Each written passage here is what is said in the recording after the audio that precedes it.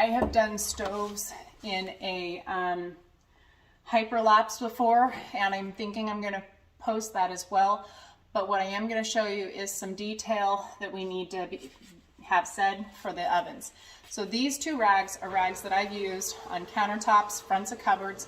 They might have a little bit of, you know, crumbs in them, so they're not really being used well with anything else. So I will literally put this on the oven door and let it sit and say, okay, that's what I'm going to be using it last for. Then I will get my stainless steel cleaner or the EZ7, get this little wet, but we've got wet in here as well. So for example, I probably should use this on the sink, if I have any hard water, on the stove top, anything where I might need this on those two surfaces before I use it in the oven, because after I use it in here, this is going to go directly in the trash. So what you're going to be doing is spot checking any of those black spots. One of the places that we tend to forget is right here, here, and right inside here. We're always focused where the oven trays or baking racks are, but what I really want you to do is focus on just those dots. If they don't come off immediately, then don't worry about it, okay? That is something that we say we clean the oven, but to the best of our ability. Honestly, there isn't a lot that we can do for some of this cooked on stuff if they don't use their oven, automatic oven cleaner ahead of time. We can get some of it off, but not always all of it, okay? So I am going down all of these sides. I started from the top down, and I am going to be cleaning this here first because I don't want to get it on my skin.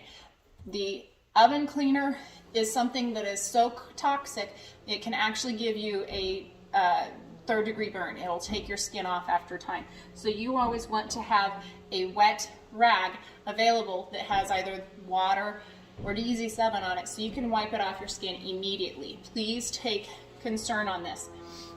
Usually for the doors, I think I kind of skipped a step. One of the things that I will do is I will start on my door first, get all of the spray off. For this door I didn't have any spray, so I kind of skipped that step. I apologize. But this is the first thing you're doing, is wiping this off with that DZ7 and getting all of that cooked on stuff on the oven door itself off, so that you do not have to reach over it. You're essentially getting it off of there so you can lean on that door and wipe it out, okay? So we're going to come up here. We're going to get that front area first, and then once that's done, I kind of like to wipe that down first so that it doesn't get it on you, okay? So unless it's the one from across the oven, okay? So I'll do the one across the oven usually before I do the one beside me, but it's completely up to you. So start from the top down. We're going to do the wall portion, the part where the rack sits on, and then that port that kind of tips up right there. Next, okay, those are 3 surfaces that you're going to be working on.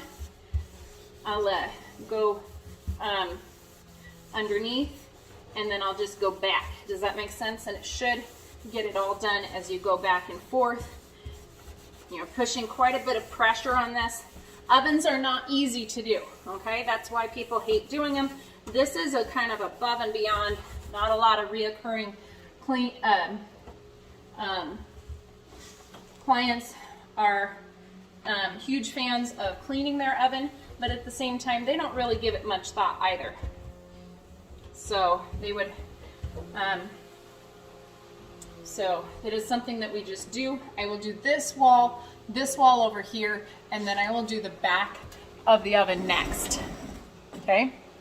So the back of the oven is next. If you forget the back of the oven, you know, it's not a big deal. A lot of these ovens here have that fan. You do not spray cleaner into the fan, okay? Don't spray cleaner into the fan area. Just completely ignore this part. only clean around it. Okay?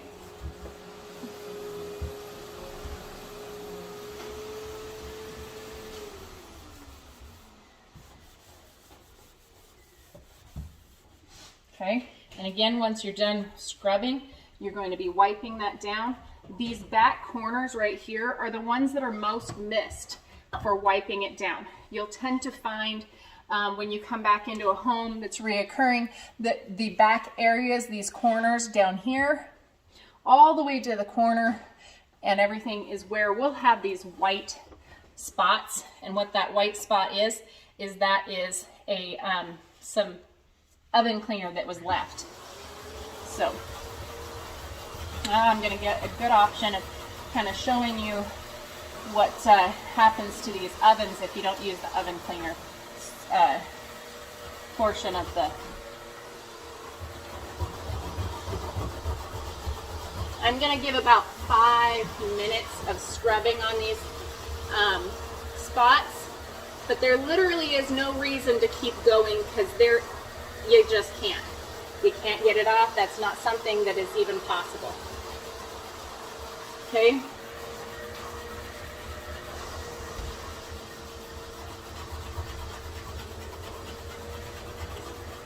Okay.